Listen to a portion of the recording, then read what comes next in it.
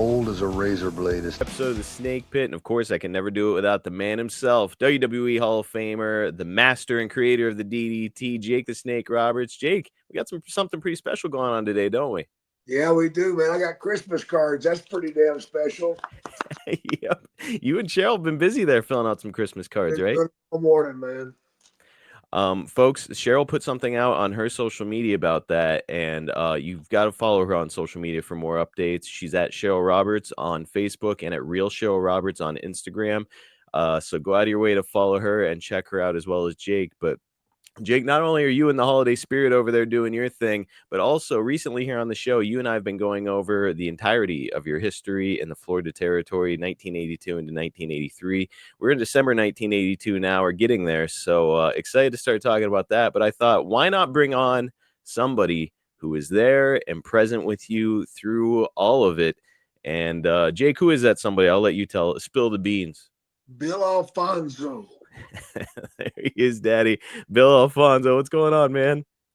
Hey, Jake. Hey, brother. All good. I got a great story about December 25th. We were going to bring up Bayfront Center Yeah, with Jake in a few minutes. But glad to be on the show. Congratulations, Jake. You thank doing you. well? I'm hanging in there working every weekend somewhere. And these indies across the country having fun, doing all the Comic Cons and WrestleManias and all that kind of stuff. Still having fun. 44 years later, can't believe it. Yeah, it's a good life, man. Man, Been a great life. God bless you, Fonzie. It's awesome to see you out and about, just like Jake. You guys are still making the towns all these years later, and it's cool to see for us fans for sure. And you know what else has been really cool has been going over some of this stuff. Jake and I watch back a lot of the footage as we go.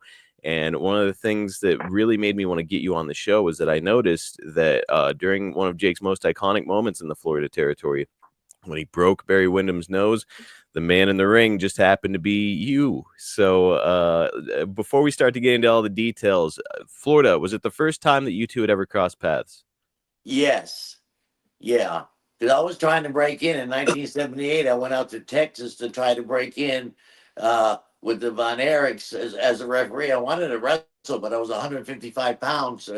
And Rocky Johnson and King Curtis said, "Hey, you'd make a great referee. I loved if I can business. I had met a lot of guys and started doing errands for them and going to the stores and going to the matches all the time.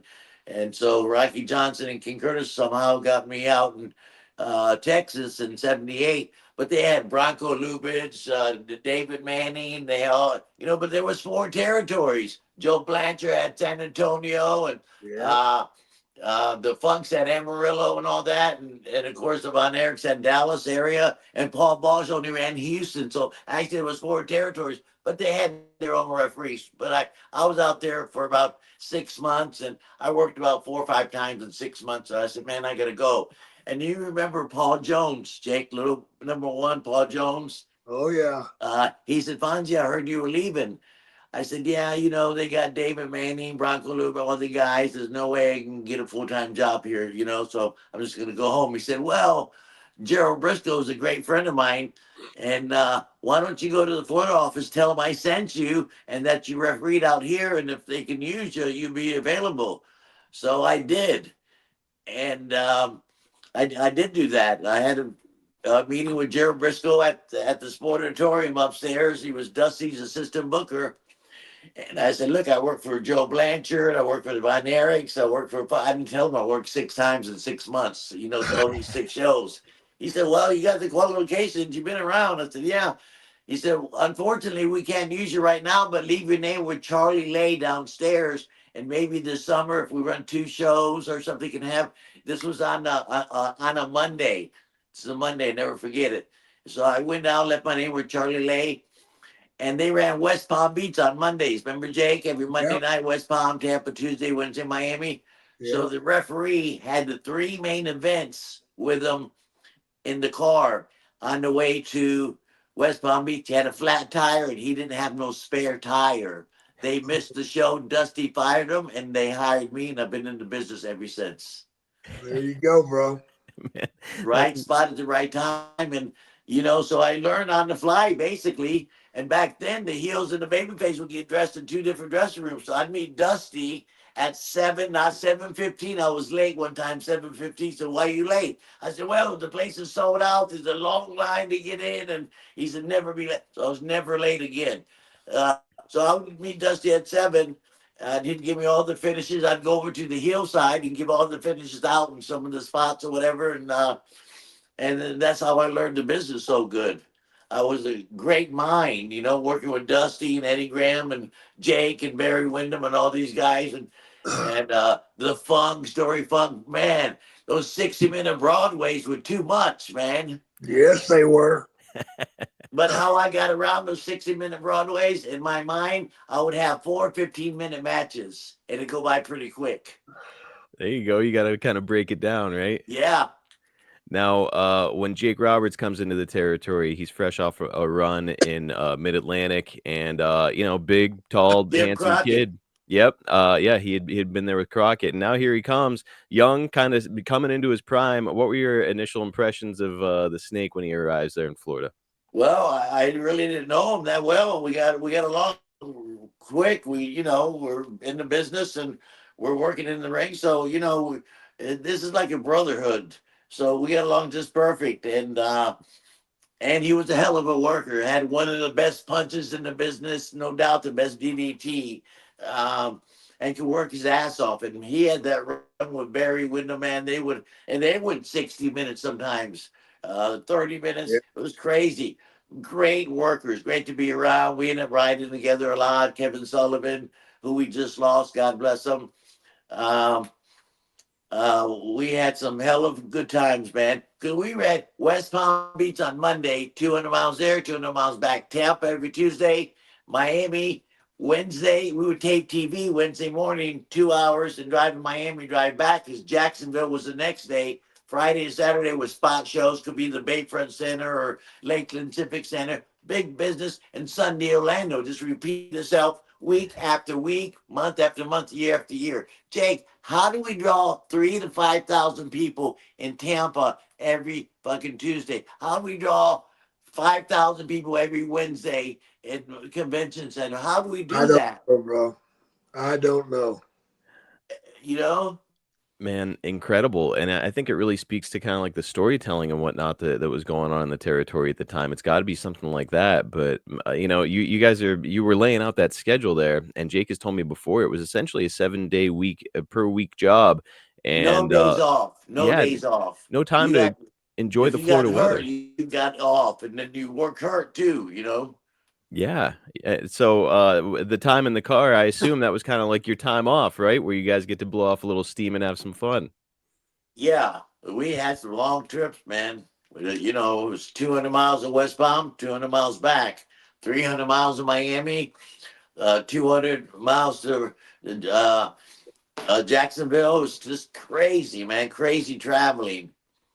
Now, Tampa was our night off. Then we'd go to the bar, to the Imperial Room, and close that down.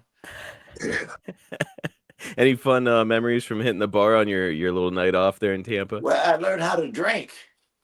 I wasn't a big drinker or drugs or nothing. I smoked a little bit of Pacololo, you know what I mean? And we were in Miami. It was a cocaine capital of the United States. So when we went to Miami, I wasn't so much of a celebrity, but all the guys were celebrities and fucking everybody loved us. And man, cocaine capitals, I learned how to do that. And thank God I'm not dead. Um, but I've been to Betty Ford a couple of times. Thank you, Vince McMahon, for sending me. There is that. WWE is hooking people up there, but Yeah, I'm still in the wellness program there, Jake. Yeah. good for you, Fonzie. Now, how long have you Yeah. been sober? Well, I still smoke a little Pacololo, and they don't like it. I talked to their drug czar. They're the guy who runs their wellness program, and he doesn't like me smoking pot, but it's better than drinking heavy and doing drugs. But uh, I've been clean 6 or 7 years. Man, congratulations. Incredible. Thanks. Not easy. Not easy when I'm still active. I'm still relevant today. I work every fucking weekend somewhere in the United States. If it's not a convention or a WrestleCon or it's they call them indie shows. Years ago they called them outlaw shows. You Yeah. would run run a show in somebody's territory. Like here in Florida, nobody would dare run a show in Eddie Graham's territory. They call it outlaw shows, but they're indie shows now, and damn, they're doing good. I work for this company in Florida called CCW. They draw 500 to 1,000 people four times a month. And I work for John Thorne, AIW in Cleveland once a month. They draw 500 to 1,000 people. That's a hell of a house for a little indie show. Not They bad at fly all. me up, give me a talent fee, and put me in a hotel, and I go back the next day. It's pretty fucking cool, man. Good gig, man. And look, it's one of the things that Jake and I had talked about actually last week. We were talking about Florida was some of the crazy shit that was happening on these car trips. And he had told me a little story about hitting something while you guys were out on the road. And I don't know, I'll step back and let you folks take it from here. You remember that alligator we ran over? Well, I don't know who was driving. It might have been me or somebody, but we had a few alligators. We were going across Alligator Alley every Wednesday, doing 90, 100 miles an hour in Cadillacs, and we hit the gator. We like hydroplaned over him, and we slam on brakes, and I stop, and I'm a Florida kid, so I wanted to uh, put him in the trunk and take him home. But he was so big. He was so big. We had to fold him up like a donut to fit him in the Cadillac trunk, you know. And all we did was really knock him out. It was, and halfway home, he started flipping around the trunk, and finally he ended up dying. But then another story. Let's see, it was Kevin Sullivan, Fonzie. You remember Frank? Frank, remember the Dusick brothers? And there was Yeah. a kid. It was one of the sons, Frank Dusick. Yeah. Anyway, it was Roddy Piper, Kevin Sullivan, Frank Dusick, and Fonzie. I was driving.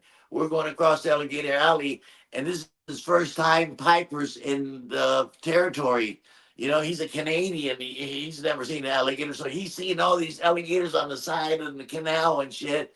And he said, "Man, I wish I had a gun." And Frank Dusick says, "I got a gun." And he pulls out this little stub nose 38, like this big. And so we stopped him with the next gator. It's going to be a miracle if fucking Piper shoots us. It's an alligator. It's a little stub nose 38. So he takes aim, he shoots the alligator, and he hits it. He hits the alligator, so the alligator starts selling and floats in the water and turns upside down.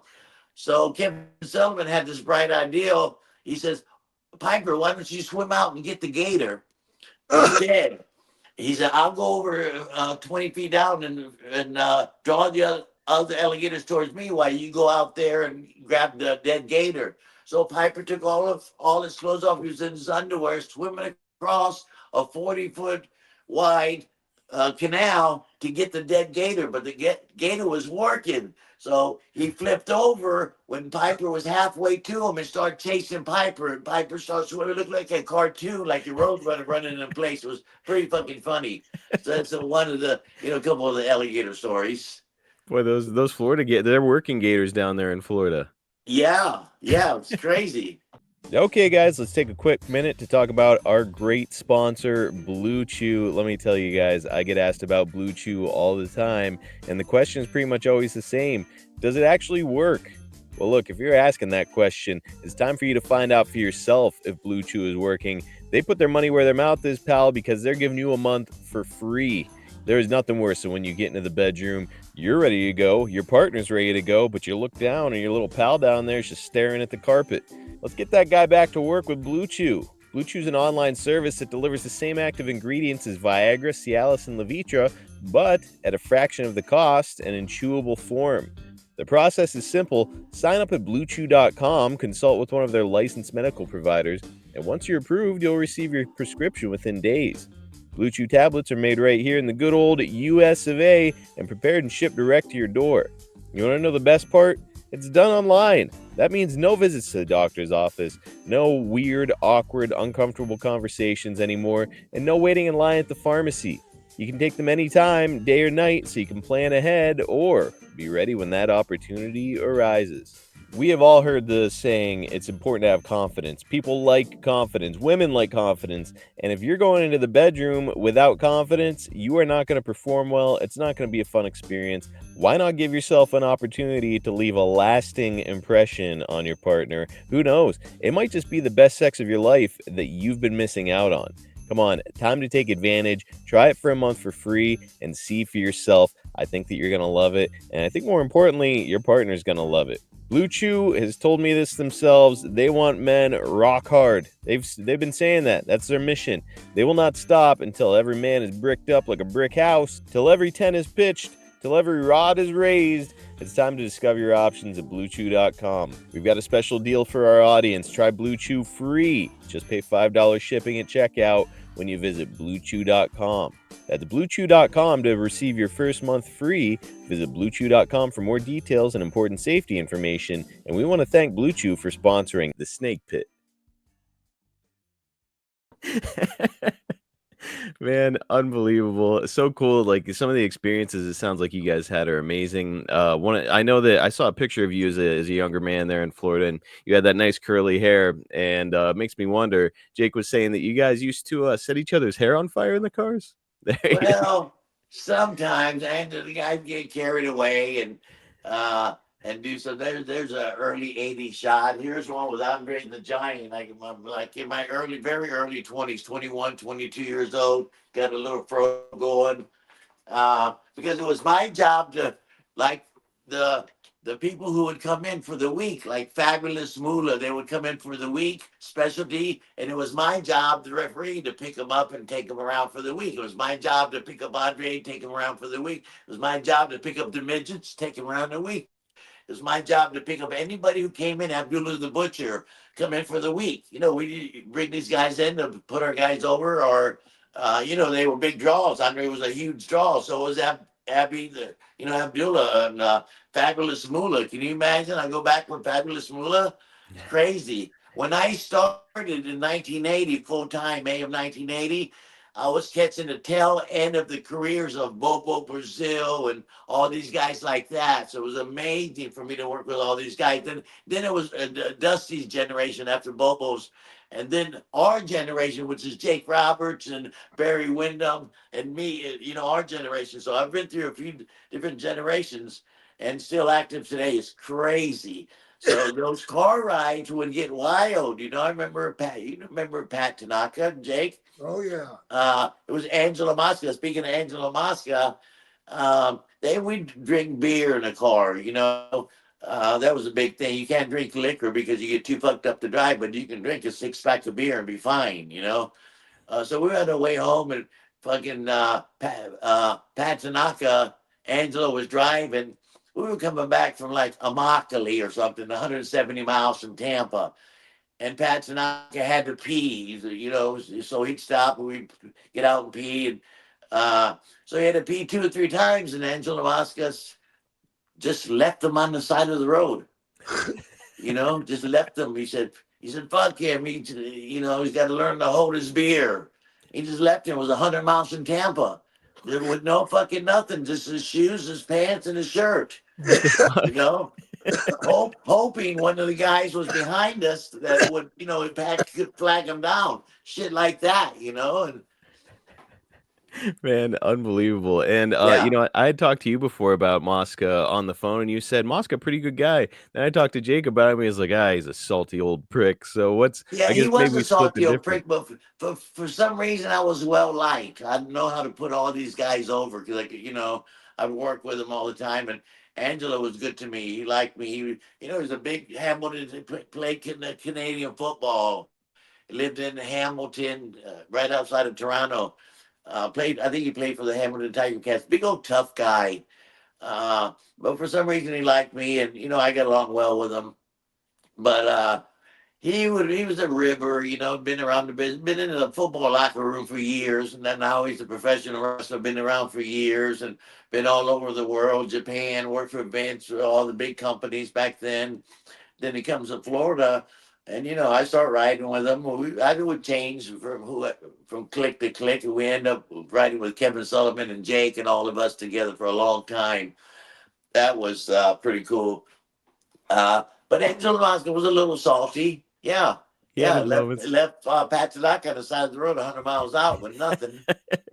Yeah, you don't do that without being a little bit of an asshole. Right. Um, well, so you had mentioned Kevin Sullivan there, and there's Damn, we just just lost him. God bless him. what a shame, Fuck. and what a great man too. Genuinely, such a nice human being. A huge loss to the business, but we just talked about the heel turn for him when we were last talking about it, and here we go.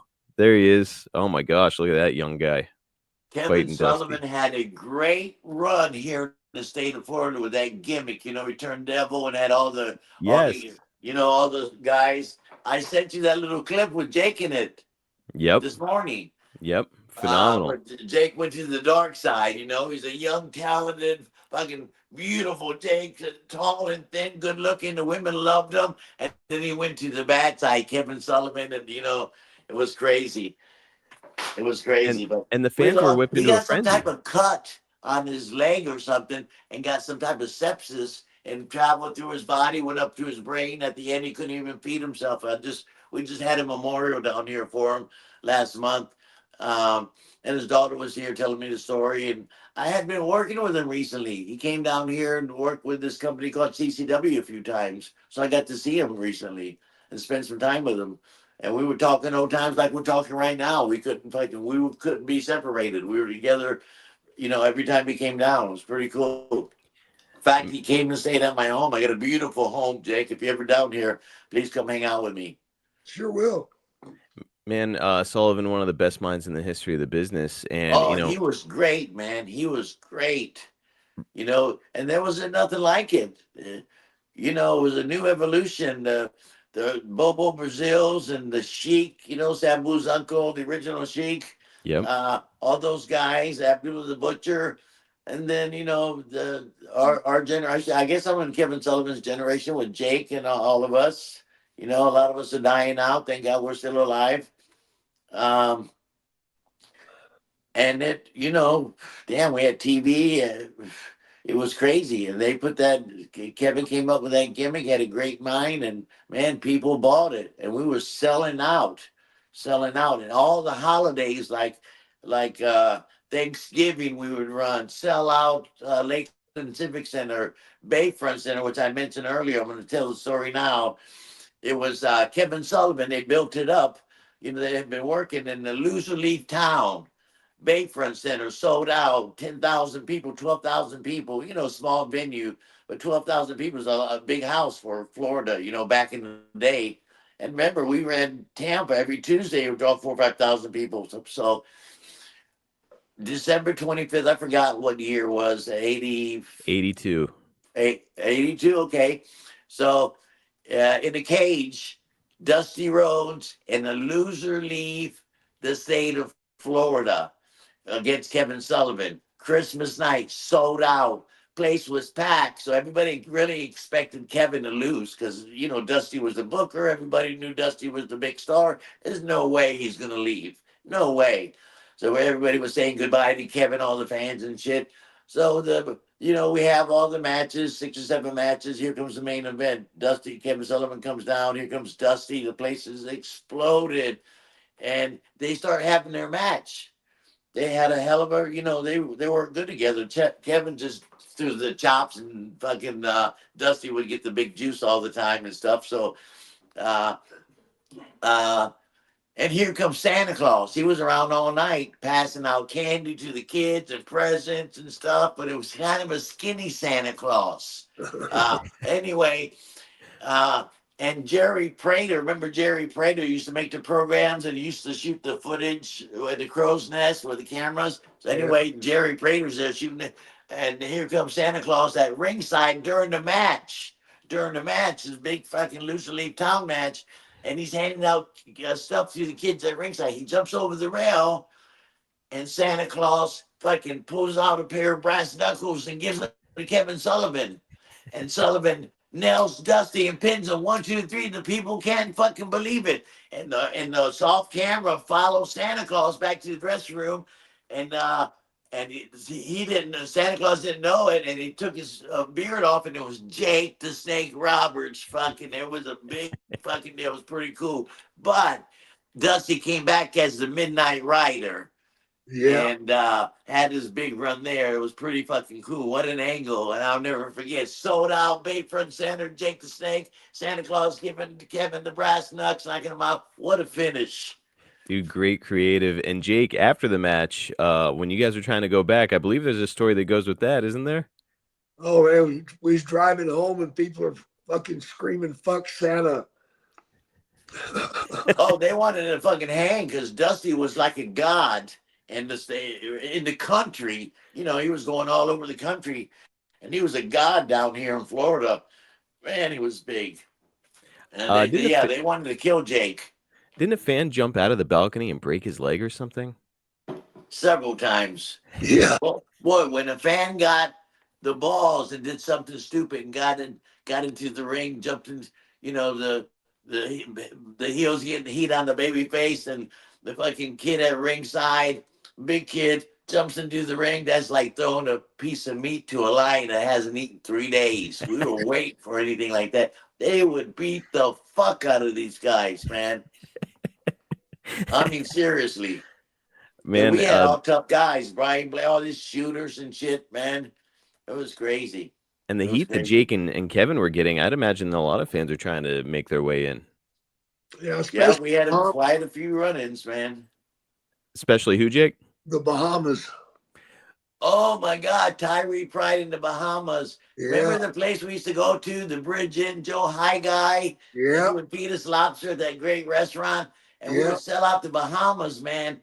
And they would sell, at the matches in the Bahamas, it was outside in some type of arena outside. It was 4 or 5 thousand people, and they would sell rocks to throw at the wrestlers. You walk if a fan will walk up and buy a bag of rocks to throw at the heels. Holy shit. Yeah, that's a shoot, That is whoever came up with the idea of selling rocks, what a genius. Holy shit. right?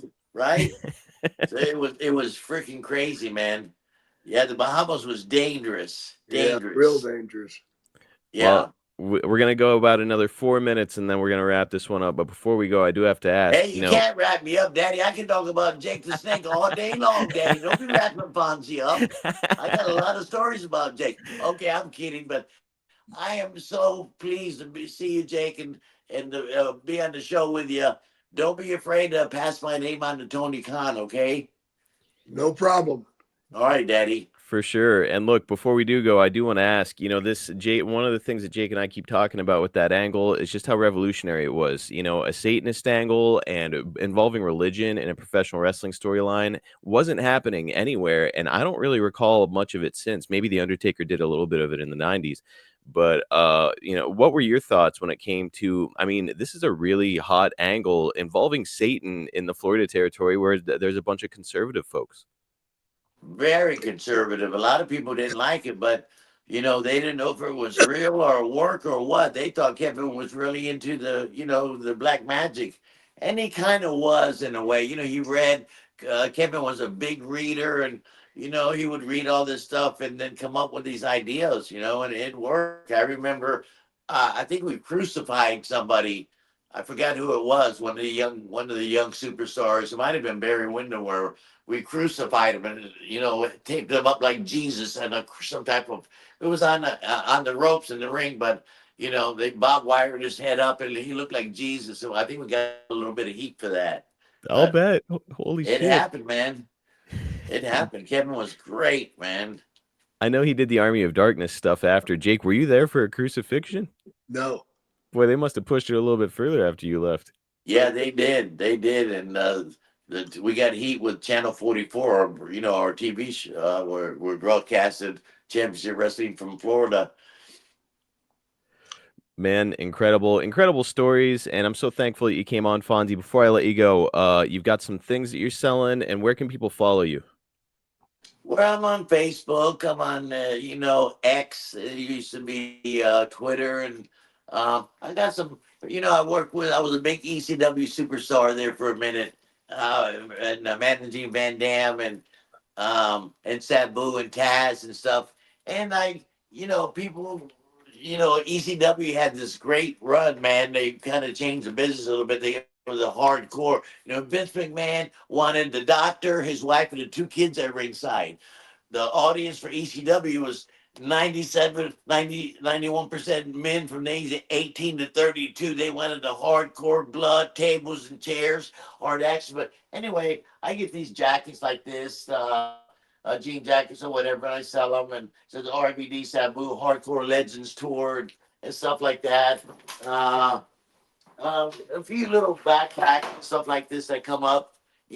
People just like gimmicks, but uh, Did they just follow you on social media to get their hands on yeah, it? yeah. Or see me at these events. Like I was at WrestleMania in Philadelphia because ECW, that's where ECW started, and I was a big part of it. And I sold tons of stuff. They got that big WrestleCon. And I'll be at the big WrestleCon in Las Vegas for WrestleMania for 3 days with this belt company that makes belts and stuff. And they sell, gimmick belts, but they're really nice. But this belt here I've had this belt for over 25 years.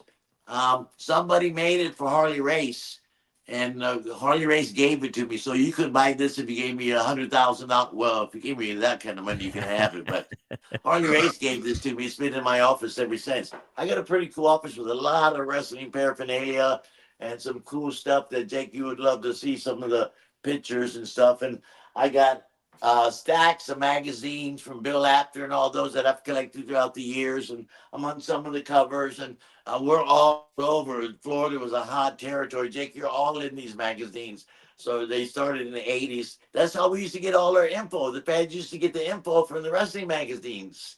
Yeah, had to pick up the dirt sheets if you It wanted to was see what was great. going So on. I got stuff like that. I don't sell the magazines, of course, but the jackets are a big seller for me, and they're relatively inexpensive, $100. Or I sell quite a few of them at these indie shows that I do, and I'm surprised Vince's crew hasn't called me and said, "Hey, Fonzie, stop selling fucking ECW merchandise." But they have, and they've been treating me pretty good. Maybe because I'm in their wellness program, they let me do it.